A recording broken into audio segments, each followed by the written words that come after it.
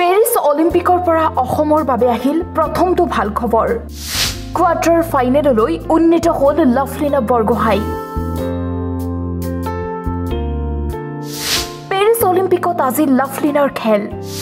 লাভলীনাক আপুনিও জনাওক শুভেচ্ছা।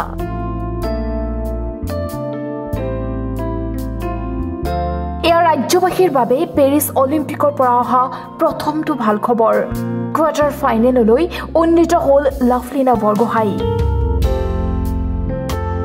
নৰৱেৰ প্ৰতিদ্বন্দ্বী সুন্নিভা হফষ্টেডক পৰাস্ত কৰিলে লাভলীনা বৰগোহাঁই। ৫-০ত নৰৱেৰ বক্সাৰ হফষ্টেডক পৰাস্ত কৰিলে লাভলীনাই। পেৰিছ অলিম্পিকত আজি লাভলীনাৰ খেল। অসমবাসীৰ কাৰণে আজি অতি সুখৰ দিন, আনন্দৰ ক্ষণ। বিভিন্ন প্ৰান্তৰ পৰা লাভলীনাৰ কাৰণে সকলোৱে কৰিছে দুৱা প্ৰাৰ্থনা। আপুনিও লাভলীনাক জনাব পাৰিব শুভেচ্ছা। কুচিৰ পৰা বোকামাটি গছকি অসম কইলা লাভলীনাই যোৱাবাৰ যি ধৰণে প্ৰদৰ্শন কৰিলে, আমি আশা কৰিছোঁ এইবাৰ পেৰিছ অলিম্পিকত গৈ তেওঁ আমাৰ ধনশীৰবাসীৰ লগতে অসমবাসীৰ উৎকণ্ঠা, আশা, প্ৰত্যাশা, ভৰসা সকলো জড়িত হৈছে। আমাৰ অসমবাসীৰ আশীৰ্বাদ আছে। লাভলীনাই এইবাৰ আজিৰ খেলখনত সুন্দৰ প্ৰদৰ্শন কৰিব আৰু অসমলৈ স্বৰ্ণ বুটলি আনিবলৈ সক্ষম হ'ব। আমি সকলো ধনশীৰবাসী আশা কৰি আছোঁ। আমি সকলোৱে খেলখন একেলগে উপভোগ কৰিম আজি হাইস্কুল তিনিআলি এই মাজমজিয়াত। আৰু আমি ইয়াৰ পৰাই আশীৰ্বাদ জনাইছোঁ, তেওঁক শুভেচ্ছা জনাইছোঁ, যাতে তেওঁ অসমলৈ, অসম নহয় ভাৰতবাসীলৈ তেওঁ গৌৰৱ কঢ়িয়াই আনক সোণ বুটলি আনিবলৈ সক্ষম হ'ব। টকিঅ' অলিম্পিকত ব্ৰঞ্জৰ পদক জয়লাভ কৰিছিল লাভলীনা বৰগোহাঁই। এইবাৰ লাভলীনাই স্বৰ্ণ জিকিব বুলি সকলো আশাবাদী। লাভলীনাৰ এই সাফল্যত ৰাজ্যৰ সমান্তৰালকৈ গৃহভূমি সৰুপথাৰতো এয়া আনন্দৰ বন্যা। সকলোৱে ফটকা আতচবাজি ফুটাই আনন্দ কৰিছে অসম কন্যা লাভলীনাৰ কাৰণে। শুভেচ্ছা জনাইছোঁ। আজি লাভলীনাৰ ৰাউণ্ড অফ 16 প্ৰিলিমছৰ অৱতীৰ্ণ হ'ব আৰু লাভলীনাৰ বিপক্ষে যি আছে বক্সাৰ, নৰৱেৰ বক্সাৰ আছে সুন্নিভা হফষ্টেড। মই আশা কৰোঁ যে লাভলীনা আজি এটা ভাল খেল প্ৰদৰ্শন কৰি পেলাই তাই এটা ভাল ব্যৱধানত জিকি পেলাই কোৱাৰ্টাৰ ফাইনেলত প্ৰৱেশ কৰিব। আৰু লাভলীনাৰ যি weight category 75 KG middle weight, Lovlina Tokyo' অলিম্পিকত খেলিছিলে 69 কেজিত। এইবাৰ তাই ৱেটটো গেইন কৰি 75 কেজিত খেলি আছে আৰু 75 কেজিটো লাভলীনাৰ বাবে এটা লাকি ৱেট বুলি মই কৈয়ে থাকোঁ। কাৰণ এই 75 কেজিত তাই অহাৰ পিছত তাই ৱৰ্ল্ড ওমেন বক্সিং চেম্পিয়নশ্বিপত সোণৰ পদক পাবলৈ সক্ষম হৈছিল আৰু এছিয়ান গেমছত ৰূপৰ পদক পাই পেলাই পেৰিছ অলিম্পিকলৈ কোৱালিফাই হৈছিল।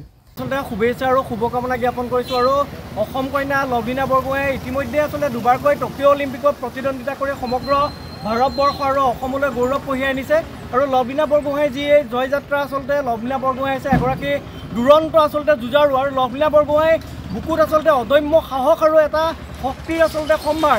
আৰু আমি ধনশীৰ মহকুমা ক্ষেত্ৰখনতে আমি আশাবাদী লাভলীনা বৰগোহাঁইৰ যি এই জয়যাত্ৰা, লাভলীনা বৰগোহাঁইৰ যি এই আচলতে বিশ্বমুখী যাত্ৰা আৰু অসমীয়া স্বাভিমানৰ গামোচাৰ দপদপনি আচলতে লাভলীনা বৰগোহাঁইয়ে সমগ্ৰ ভাৰতৰ লগতে অসমত সৃষ্টি কৰিবলৈ সক্ষম হৈছে। আমি আশাবাদী লাভলীনা বৰগোহাঁই যেতিয়াই টকিঅ' অলিম্পিক খেলিছিল আৰু তেতিয়া তেখেতে এটা কথা কৈছিল যে তেখেতৰ নেক্সট ডেষ্টিনেশ্যন, নেক্সট লক্ষ্যস্থান হৈছে পেৰিছ অলিম্পিক। এই শুভক্ষণত আপুনিও লাভলীনাক কৰক দুৱা প্ৰাৰ্থনা। মই পিতৃ হিচাপে যথেষ্ট ভাল লাগিছে আৰু মাকেও গম পাইছে, আমি ভাল পাইছোঁ যথেষ্ট। এইখন গেমেই নহয়, আৰু এখন গেম যিখন তাইৰ প্ৰত্যাহ্বানমূলক এখন গেম আছে, সেইখন গেমত নিশ্চয় তাই আগবাঢ়ি জয়ী হ'ব লাগিব, তেতিয়াই পদকৰ তালিকা তাই নিশ্চিত হ'ব। সেইকাৰণে এতিয়াই ইমান এটা আনন্দিত হৈও লাভ নাই, কাৰণ ভৱিষ্যতলৈ আৰু যিকেইখন গেম আছে সেইকেইখন গেম নিশ্চয় জিকিব লাগিব তাই। আজি খেল হৈ যোৱাৰ পিছত কিবা কথা বতৰা নাই হোৱা এতিয়ালৈকে আমি তাইৰ লগত একো যোগাযোগ, আৰু অৱশ্যে যোগাযোগ কৰিবলৈ মই সময়ো পোৱা নাই। যোগাযোগটো ইমান সোনকালে নহ'ব আৰু তাত সম্ভৱ তাই তেনেকৈ সেইখিনি সিহঁতৰ যিখিনি প্ৰচেছ থাকে সেই প্ৰচেছৰ মতেহে নিশ্চয় তাইক ফোন কৰিবলৈ দিব। তাই খেললৈ যোৱাৰ আগমুহূৰ্তত আমাক ফোন কৰিছিলে আৰু সেই মুহূৰ্তত আমাক কৈছিলে যে মই খেললৈ যাবলৈ ওলাইছোঁ। আৰু আমি কৈছোঁ ভালকৈ খেলিবি, তই যিখিনি জান, যিমানখিনি শিকিছ সেইখিনি 100% দিবি আৰু ফলাফলটো নিৰ্ভৰ নকৰি, ফলাফল ভাল খেলিবি, নিশ্চয় ভাল ৰিজাল্ট পাবি। সৰুপথাৰৰ পৰা দিবাকৰ বৰাৰ ৰিপৰ্ট, টাইম 8।